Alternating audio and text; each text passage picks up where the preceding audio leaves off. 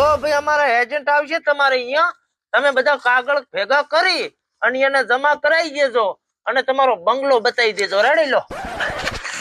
ખબર નહીં લોકોને પ્રેમ કઈ રીતે થઈ જતો હશે.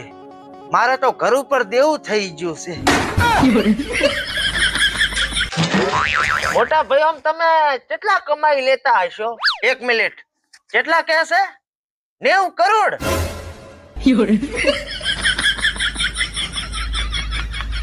અલ્યા ફોટો આટલા બધા થોડા હોય કઈ.